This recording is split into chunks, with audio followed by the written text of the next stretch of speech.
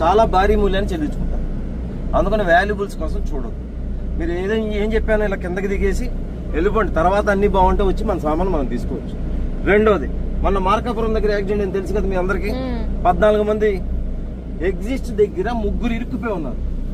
Exist emergency exit route అంటే ఏం జరుగుతుంది, నేను ముందు వెళ్ళాలని 3 దానిలో ఒకలే పడతాను.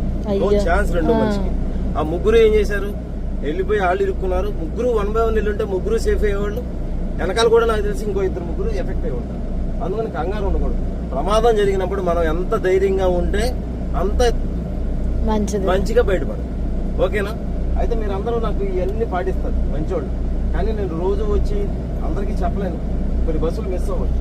అందుకని మీరు నాకు ఏం హెల్ప్ చేస్తారంటే, మీ బ్రదరో, మీ అమ్మాయో, మీ అబ్బాయో, మీ బాబాయో ఎవరన్నా ఫలానా ఊరు బెంగళూరు వెళ్తున్నాం, హైదరాబాద్ వెళ్తున్నాం ఫలానా బస్సులో అనగానే, బాబు ఫస్ట్ బస్ ఎక్కగానే ఎమర్జెన్సీ ఎగ్జిట్ ఎక్కడుందో చూసుకో, పొగరాగానే ముక్కుకి ఏమైనా కట్టుకుని కిందకి వచ్చేయి. వాల్యుబుల్స్ కోసం టైం వేస్ట్ చేయొద్దు. తొక్కిసలాట తూపులాట లేకుండా ధైర్యంగా బయటపడు అని చెప్పాలి. ఇప్పుడు మీ ముందు డ్రంక్ అండ్ డ్రైవ్ చేశాం కదా. డ్రైవర్ గారు పర్ఫెక్ట్, డాక్యుమెంట్స్ పర్ఫెక్ట్, బండి పర్ఫెక్ట్, లగేజ్ అంతా చెక్ చేసాం. ఏమీ మీకు ఇబ్బంది లేని అన్నీ ఉన్నాయి.